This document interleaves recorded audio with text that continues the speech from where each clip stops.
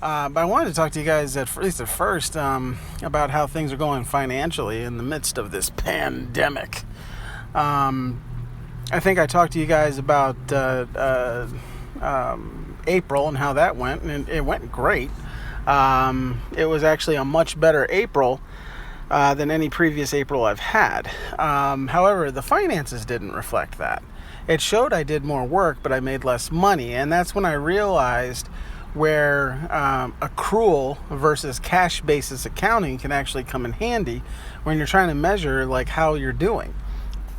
Because if I measured by cash basis, I actually took a slight loss compared to April of last year. But if I measured it by accrual basis, it was actually like a 30% uptick or something crazy. And it's because I accepted a lot of prepayments in January. And so because I took all those prepayments in January, there was, a couple $1,000 that didn't get paid in April because it had been paid in January. So on paper, it looked like I took a slight loss, just on a cash basis, but on an accrual basis, it was actually, like I said, like a 30% increase, which was great. May did not fare as well. My cash basis accounting showed that in May I took a 20% loss, which is kind of a bummer. But then if I look at it on an accrual basis, it was actually a 7% loss, which still not what you want, but it's a lot better than 7%. It's a lot better than 20%, which I was really happy about that, because one of the things that's interesting though is, even though I saw a downturn in business in May compared to previous years, even though this May actually this May was still the second best May I've ever had, cash wise. Second best May ever. But just lost my train of thought.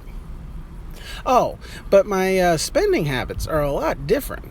So, because you don't know. I mean, when you're dealing with a government that apparently can just kind of shut things down if they want to. I was fortunate that I never got put in the position of being shut down, but I know a lot of businesses were. So you modify, or at least I do, modify my spending decisions to kind of reflect the reality that the rug could get pulled out from underneath me. So to that effect, we have been saving a ton.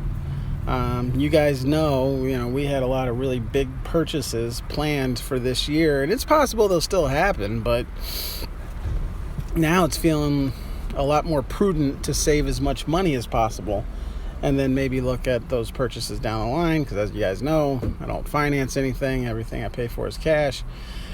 So, but because we've changed our spending habits, we actually have already filled our winter fund to its normal level.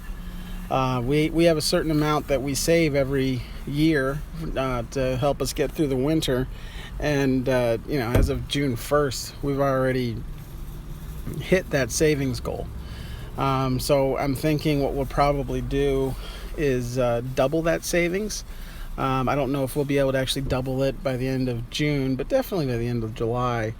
And then at that point, we'll reassess, and maybe some of those large purchases will happen. But at least not yet.